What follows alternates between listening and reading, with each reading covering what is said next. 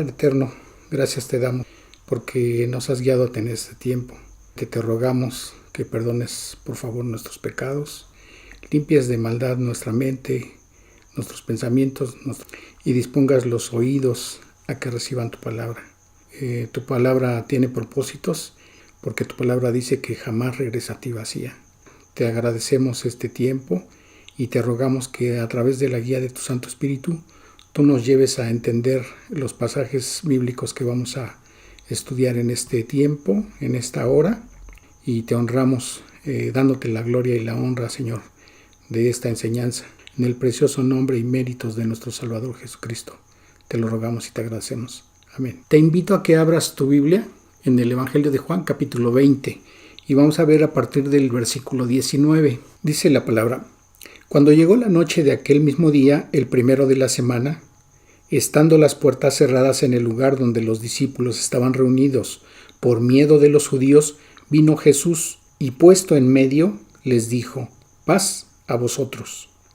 Y cuando les hubo dicho esto, les mostró las manos y el costado, y los discípulos se regocijaron viendo al Señor. Entonces Jesús les dijo otra vez: paz a vosotros. Como me envió el Padre, así también yo os envío.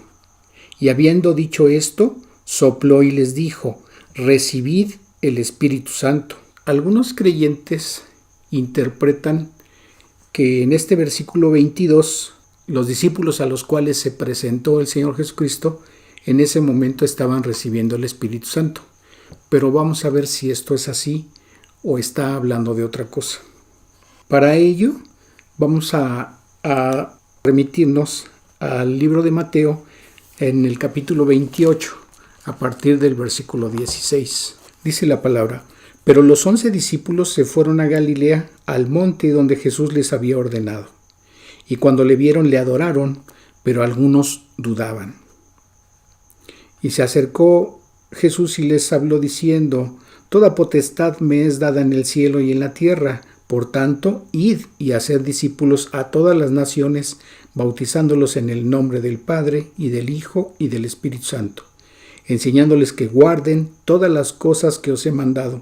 Y he aquí yo estoy con vosotros todos los días hasta el fin del mundo.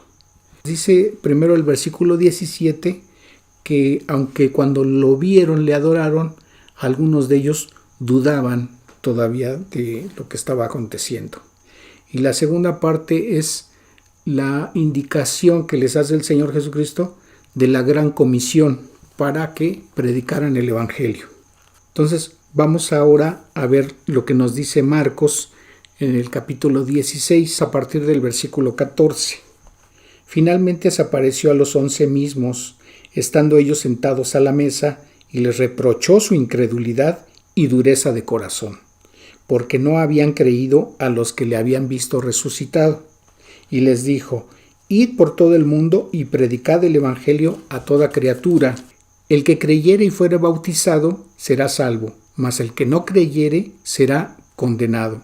Podemos ver dos cosas. Primera, que en el versículo 14 dice la palabra que el Señor les reprochó su incredulidad y dureza de corazón porque no habían creído a los que le habían visto resucitado.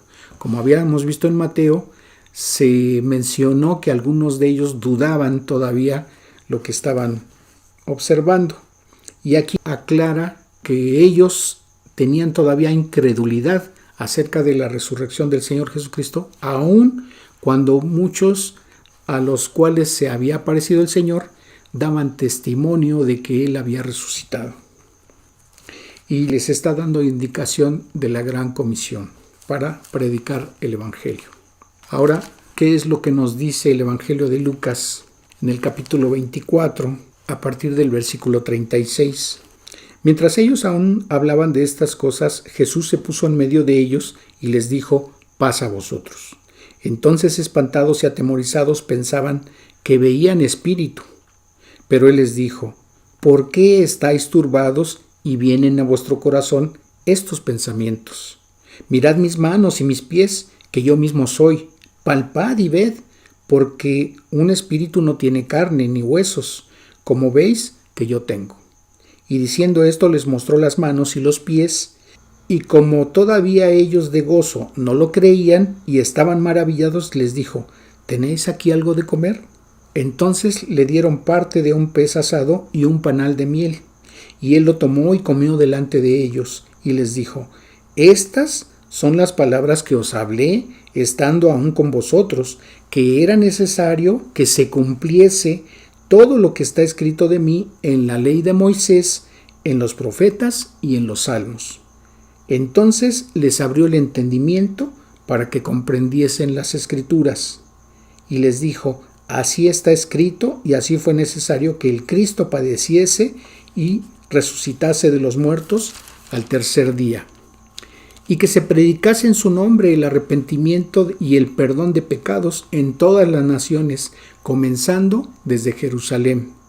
He aquí yo enviaré la promesa de mi Padre sobre vosotros, pero quedaos vosotros en la ciudad de Jerusalén hasta que seáis investidos de poder desde lo alto. Y nuevamente aquí volvemos a ver que aunque Él se está presentando delante de ellos y les está mostrando evidencias de las heridas en sus manos y en sus pies, de que Él es quien ha resucitado, porque tiene las muestras de los clavos en sus manos y en sus pies, ellos aún dudaban, y pensando ellos que se trataba de un espíritu que se había aparecido delante de ellos, Él les dijo que lo tocaran, que sintieran que tenía carne y huesos, y aún todavía con esa duda, Él les pide que le den de comer.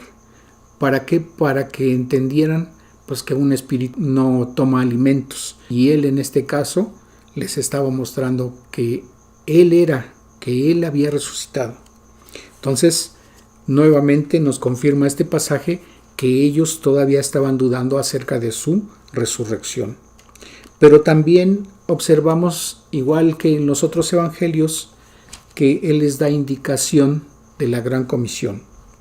Pero aquí hay otra cuestión, que dice el versículo 45, que entonces Él les abrió el entendimiento para que comprendiesen las escrituras, y les explica que todo eso que estaba escrito en la ley de Moisés, en los profetas y en los salmos, acerca de Él se tenían que cumplir.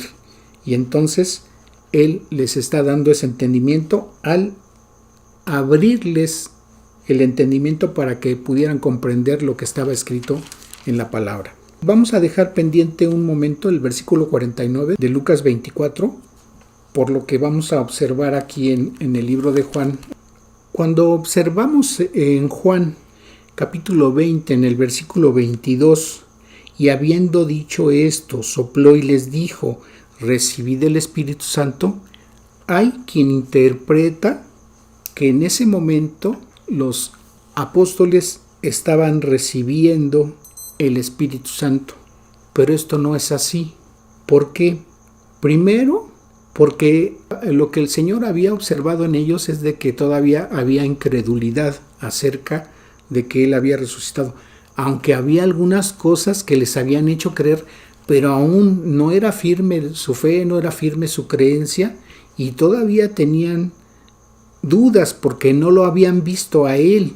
Habían ido a ver su tumba, habían observado que Él ya no se encontraba ahí, habían escuchado de otros que le habían visto que Él había resucitado, pero aún todavía no se presentaba delante de ellos. Y entonces, hasta que Él les da prueba física en su propio cuerpo, y era quien a sí mismo había resucitado, entonces Él procede a abrirles el entendimiento. Ahora, el versículo 22 no está afirmando que ellos en ese momento hayan recibido el Espíritu Santo, porque habría una contradicción en lo que está escrito en la palabra, y ya lo hemos dicho que la palabra no tiene contradicciones, sino es la mala interpretación que en algunos pasajes hacemos y que observamos de esa mala interpretación alguna contradicción. La Escritura no se contradice. Y vemos en el Evangelio de Juan, en el capítulo 14, que hay una promesa que el Señor Jesucristo le hace a sus discípulos. Dice a partir del versículo 15: si me amáis, guardad mis mandamientos, Y yo rogaré al Padre y os dará otro consolador para que esté con vosotros para siempre. Y el Espíritu de verdad, o sea, el Espíritu Santo, el cual el mundo no puede recibir porque no le ve ni le conoce, pero vosotros le conocéis porque mora con vosotros y estará en vosotros. Estará en vosotros. No os dejaré huérfanos, vendré a vosotros. Todavía un poco y el mundo no me verá más, pero vosotros me veréis porque yo vivo y vosotros también viviréis. Y dice el versículo 26, mas el Consolador, el Espíritu Santo, a quien el Padre enviará en mi nombre, Él os enseñará todas las cosas y os recordará todo lo que yo os he dicho. La paz os dejo, mi paz os doy, yo no os la doy como el mundo la da. No se turbe vuestro corazón ni tenga miedo. Y dice Juan, capítulo 16, a partir del versículo 5. Pero ahora voy al que me envió, y ninguno de vosotros me pregunta, ¿a dónde vas? Antes, porque os he dicho estas cosas, tristeza ha llenado vuestro corazón, pero yo os digo la verdad, os conviene que yo me vaya, porque si no me fuere, el Consolador no vendría a vosotros, mas si me fuere, os lo enviaré. Y cuando Él venga, convencerá al mundo de pecado, de justicia y de juicio. De pecado por cuanto no creen en mí, de justicia por cuanto voy al Padre y no me veréis más. Y de juicio por cuanto el príncipe de este mundo ha sido ya juzgado. Aún tengo muchas cosas que deciros, pero ahora no las podéis sobrellevar. Pero cuando venga el Espíritu de verdad, Él os guiará a toda la verdad, porque no hablará por su propia cuenta, sino que hablará todo lo que oyere y os hará saber las cosas que habrán de venir. Él me glorificará, porque tomará de lo mío y os lo hará saber. Todo lo que tiene el Padre es mío, por eso dije que tomará de lo mío y os lo hará saber. Entonces, vemos aquí que hay una promesa acerca de la llegada del Espíritu Santo que habrían de recibir los discípulos. Pero hay una condición, dice el versículo 7, pero yo os digo la verdad, os conviene que yo me vaya, porque si no me fuera, el Consolador no vendría a vosotros, mas si me fuere, os lo enviaré. Entonces, la condición para que llegara el Espíritu Santo es que el Señor se fuera. Y la confirmación de esto también la podemos observar en el Evangelio de Lucas, en el capítulo 24, versículo 49, donde dice, he aquí yo enviaré la promesa de mi Padre sobre vosotros, pero quedaos vosotros en la ciudad de Jerusalén hasta que seáis investidos de poder desde lo alto. Entonces, esa era una promesa.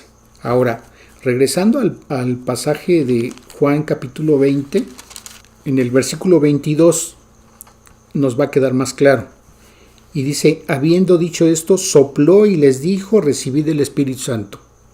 Bueno, la palabra que está aquí en el versículo 22 no es en este momento reciban o en este momento están recibiendo.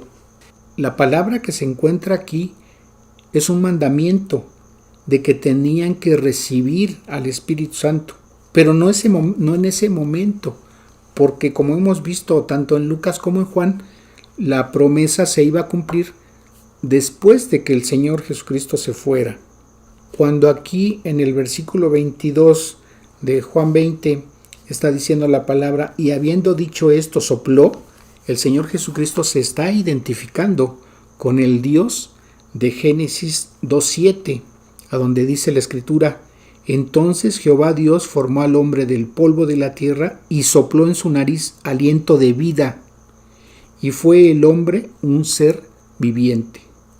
Entonces, lo que está aconteciendo en este versículo 22 es que en ese momento el Señor les estaba permitiendo tener entendimiento de la Escritura y de los acontecimientos que le habían ocurrido al Señor Jesucristo mediante su muerte y resurrección para tener cumplimiento las profecías que estaban escritas acerca de él, tanto en los escritos de Moisés como en los Salmos y lo que de él habían hablado los profetas.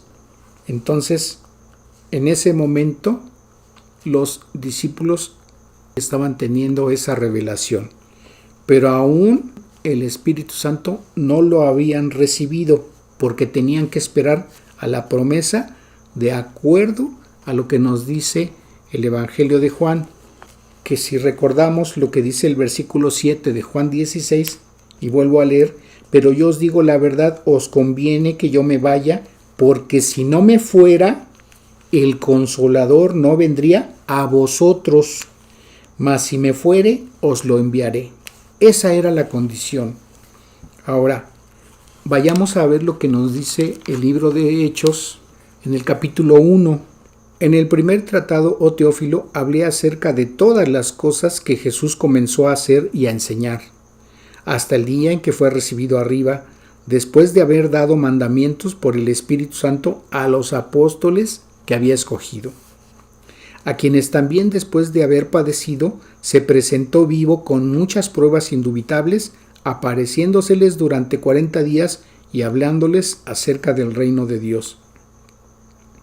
Y estando juntos les mandó que no se fueran de Jerusalén, sino que esperasen la promesa del Padre, la cual les dijo: oísteis de mí.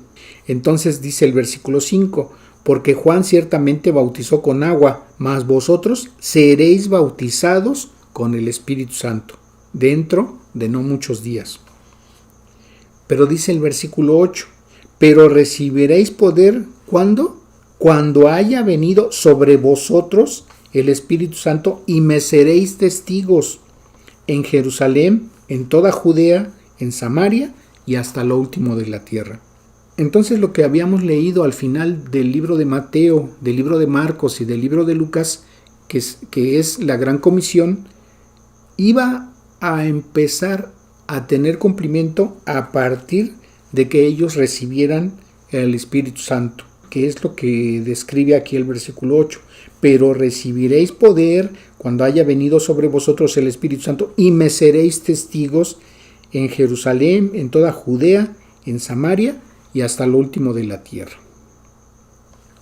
Hasta ese momento iban ellos a ser guiados por el Espíritu Santo. Ahora veamos lo que dice el mismo libro de Hechos en el capítulo 2, a partir del versículo 1. Cuando llegó el día de Pentecostés estaban todos unánime juntos. De repente vino del cielo un estruendo como el de un viento recio que soplaba, el cual llenó toda la casa donde estaban sentados, y se les aparecieron lenguas repartidas como de fuego, asentándose sobre cada uno de ellos. ¿A quiénes? A todos. Y fueron, ¿quiénes? Todos, dice la palabra. Y fueron todos llenos del Espíritu Santo, y comenzaron a hablar en otras lenguas, según el Espíritu les daba que hablasen. En muchas ocasiones escuchamos a creyentes pentecosteses o carismáticos hablar del don de lenguas y hablar de la llenura del Espíritu Santo. Pero ¿qué es lo que debemos entender por el don de lenguas y por ser llenos del Espíritu Santo? Cuando Dios da al creyente el Espíritu Santo, no lo da por medida. Dios no da por medida. Dios da completo el Espíritu Santo.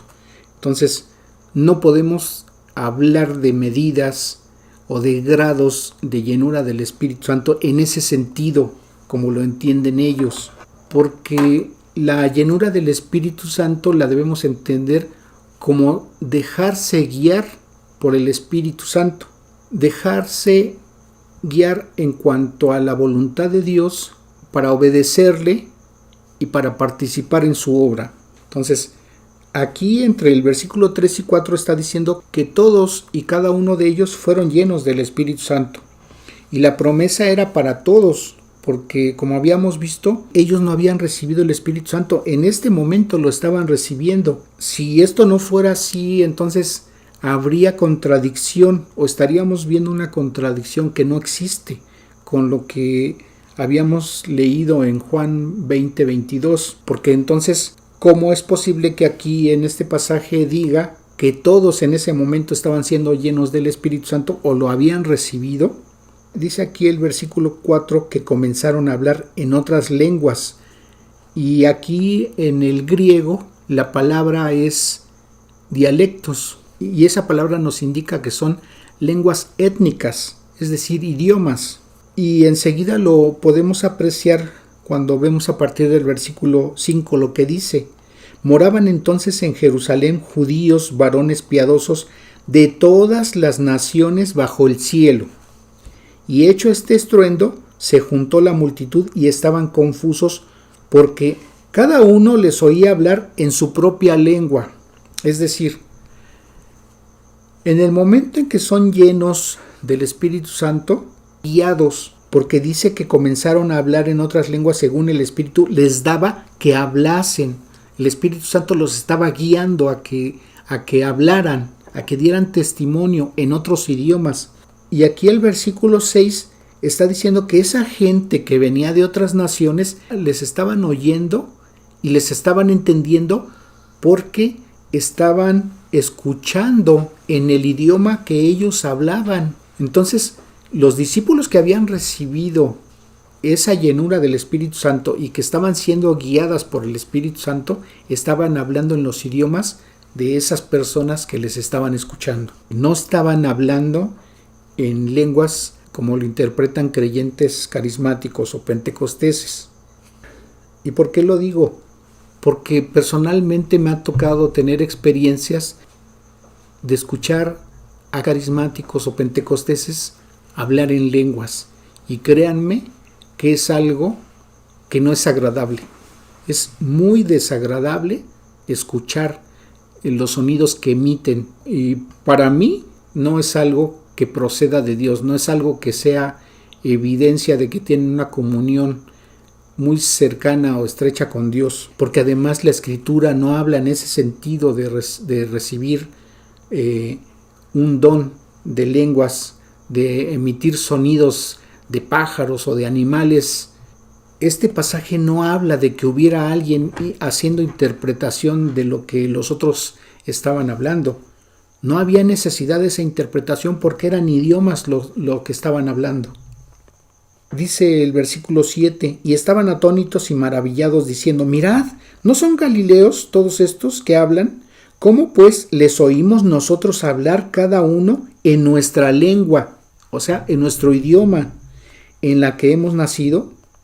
Si alguien viaja a otro estado o a otro país, inmediatamente identifica que la manera de hablar o el idioma que se habla en esa localidad es muy diferente. Y aquí en este caso ellos están identificando, bueno, si estos son galileos, ¿por qué están hablando el idioma que nosotros tenemos en nuestras naciones? Es lo que está diciendo aquí este pasaje.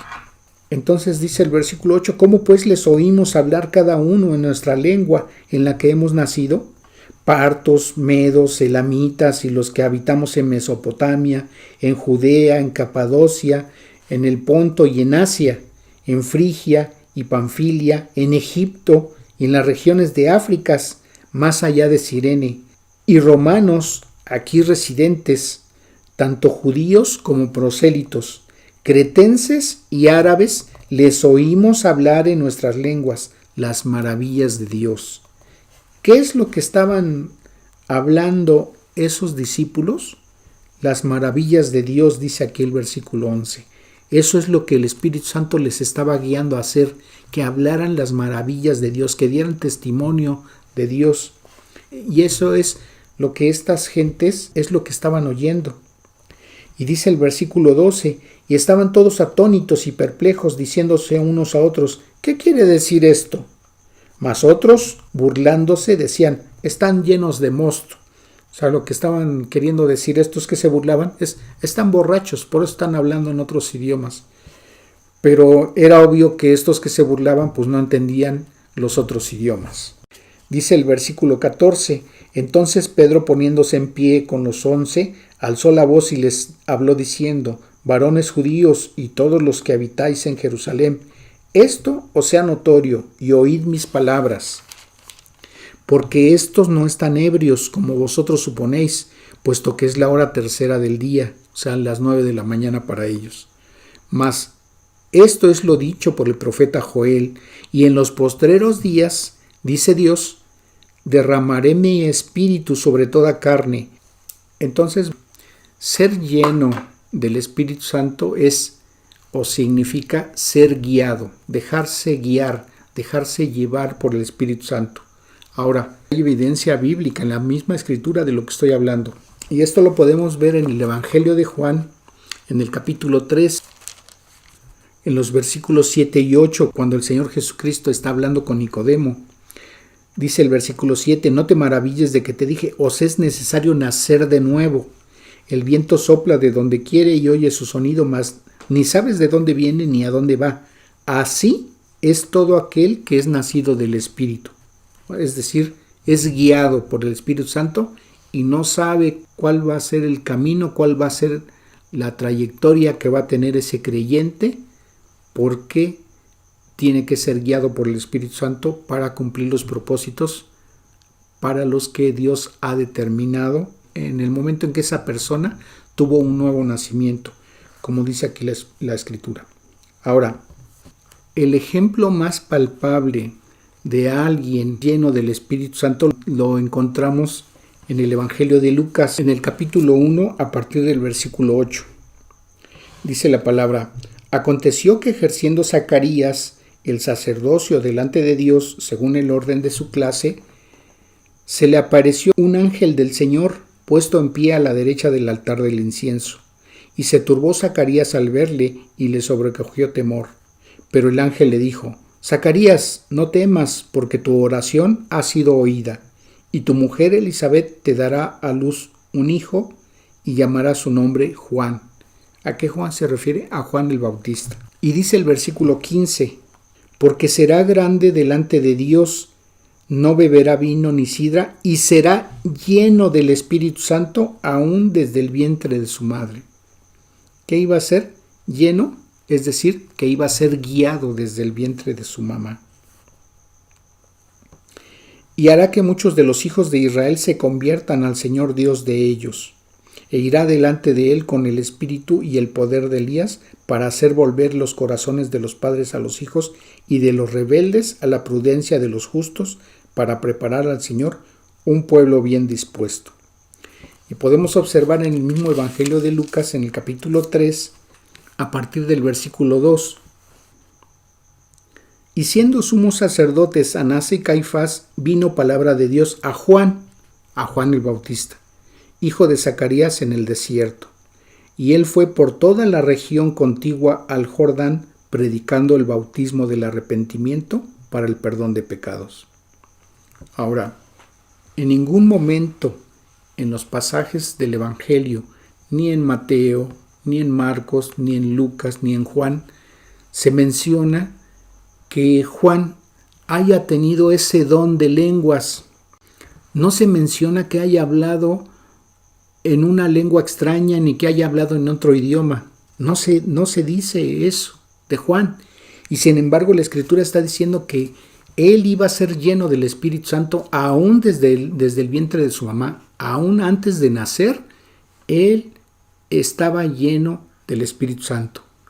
Y entonces podemos preguntarles a los creyentes carismáticos, a los creyentes pentecosteses, a ver, muéstrame un versículo a donde mencione que Juan, que siendo lleno del Espíritu Santo, haya tenido ese don. No lo hay, no existe, no lo tenía.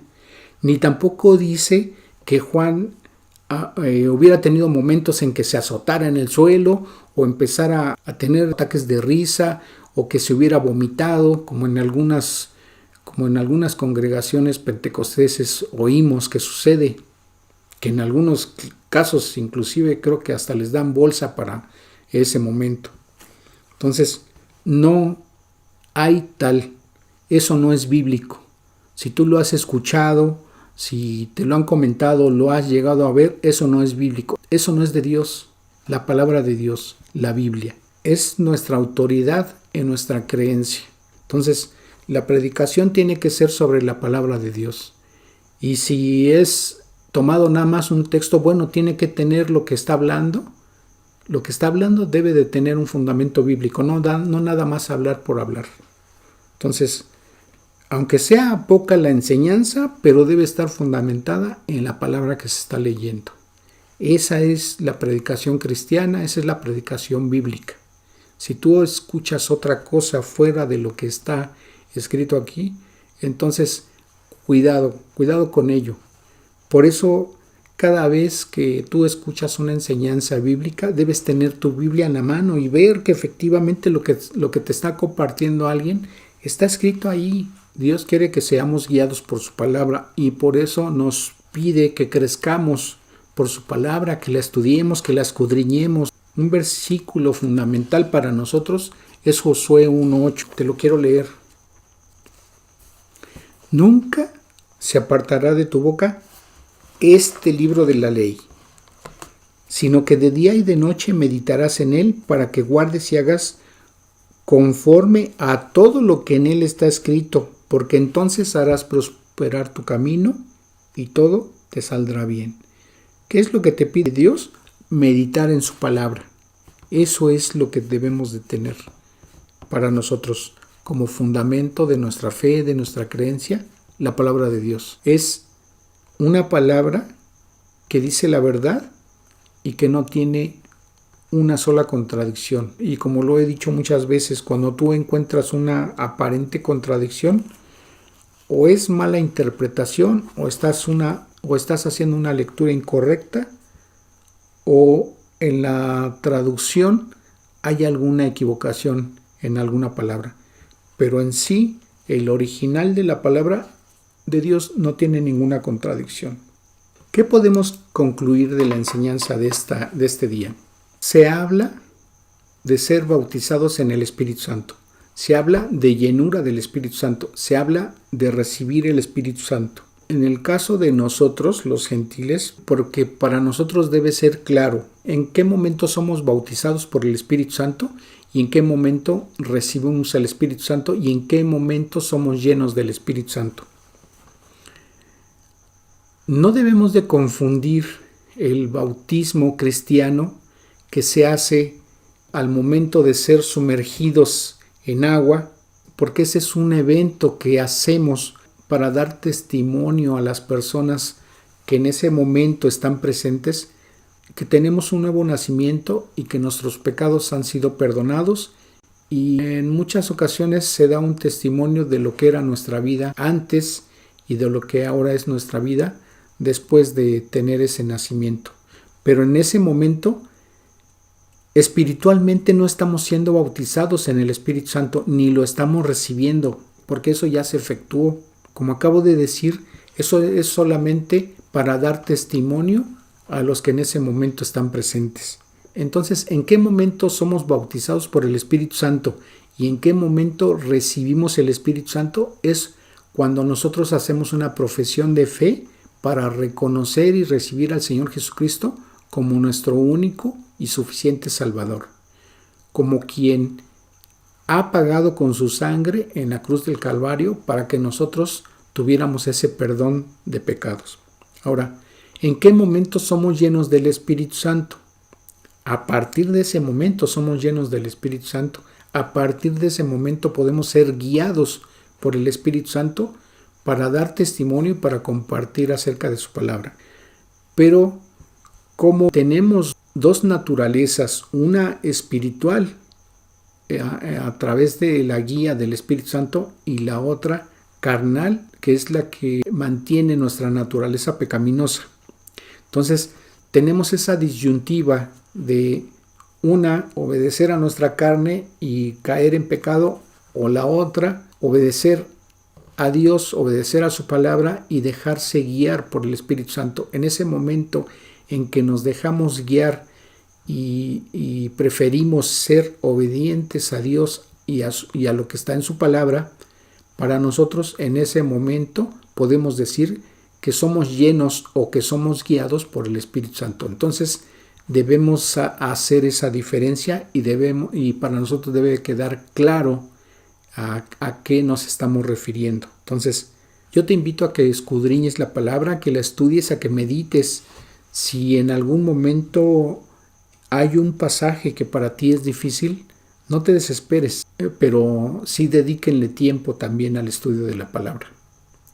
Y van a ver que tanto va a ser más provechosa como va a ser más entendible para cada uno de ustedes. Yo te sugiero que procures ser lleno, ser guiado por el Espíritu Santo. El ser guiado por el Espíritu Santo te lleva a participar en la obra que Dios quiere que participes, porque ese es el llamado de cada uno de los creyentes. El hecho de que aprendas lo que está escrito es para que también lo compartas, no es nada más para que tengas la salvación. Y el fundamento que vimos en Hechos 1:8 es que el Señor les indicó que primero empezaran en Jerusalén, en Judea, en Samaria y después hasta lo último de la tierra. ¿Cuál va a ser el orden para nosotros? Empezar a compartir el Evangelio con nuestros familiares, con nuestros vecinos, con nuestros compañeros de trabajo, con otras gentes que vamos conociendo a lo largo de nuestra vida y podemos compartirlo. Probablemente te encuentres con rechazos, en otros casos te vas a encontrar que la gente está dispuesta a escucharte. En el caso en que te escuchan, pues tú vas a sentir ánimo por seguirlo haciendo. Cuando te encuentras con rechazos, probablemente tú te sientas mal y digas, no, es que no soy para esto o no tengo la facilidad para seguir adelante. No te desanimes. Cuando tú no te desanimas y sigues adelante para compartir de la palabra, te va a dar más satisfacciones y más gozo de saber que una persona es salvada en lo espiritual para poder tener la vida eterna, que es una promesa que Dios nos da en su palabra. Si tú físicamente le salvaras la vida a una persona, vamos a poner un ejemplo, en una alberca alguien se está ahogando y tú sabes nadar y te metes y lo rescatas, en ese momento la satisfacción que tienes es salvé una vida. Pero esa persona va a llegar el tiempo en que deba fallecer. Entonces la acción que tú llevaste a cabo para rescatarlo, pues ahí concluyó. Pero cuando tú compartes el Evangelio a una persona y esa persona acepta y cree y hace una profesión de fe, entonces la salvación que tú le estás acercando es de una consecuencia para y por la eternidad. Aunque esa persona llegue su tiempo de fallecer, esa persona va a estar en la presencia de Dios y tú contribuiste a su salvación espiritual. Entonces la satisfacción es mayor. ¿Y cómo lo vas a hacer? Pues aprendiendo más de la palabra, porque no va a faltar en el camino, en tu andar cristiano, de que alguien te pregunte cosas. Entonces, entre más escudriñes la palabra, vas a tener más gozo de saber lo que dice la Escritura. Con esto no te quiero decir que haya una persona que comprenda al 100% toda la Escritura, pero sí las doctrinas básicas de lo que Dios tiene para nosotros y de lo que Dios dice en su palabra. Y eso te va a ayudar a tener una fe más firme. Dice la Escritura que todos nosotros estamos sujetos a sufrir aflicciones durante el transcurso de nuestra vida.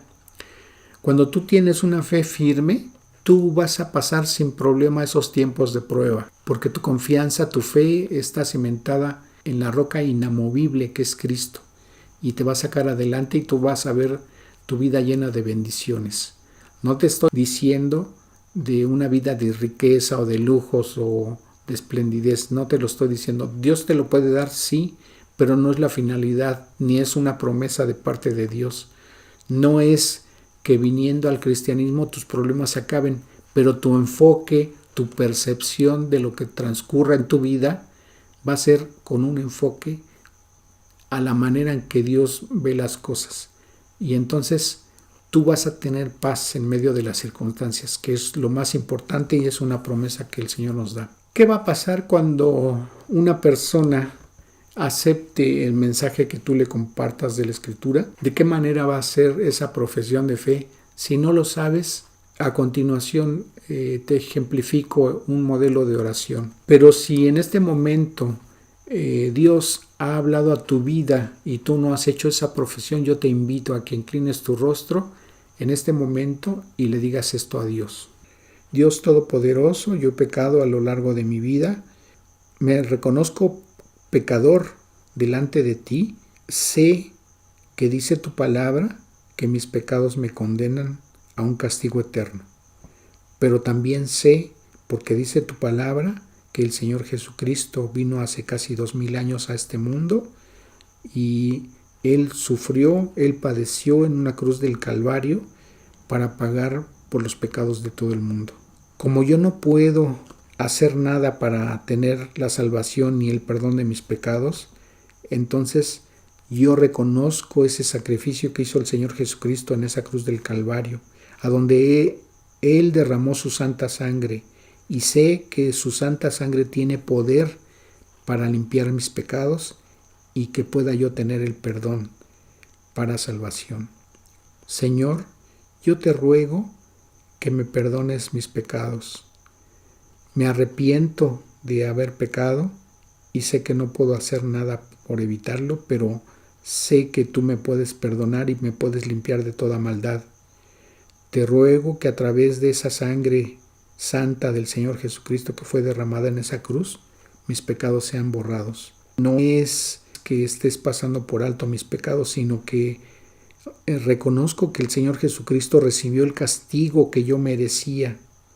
Él pagó por mis pecados, Él cargó con mis culpas y yo le agradezco. Sé que Él padeció en esa cruz y murió, pero también sé que después de ser sepultado, al tercer día Él resucitó de entre los muertos y ahora está sentado a tu diestra.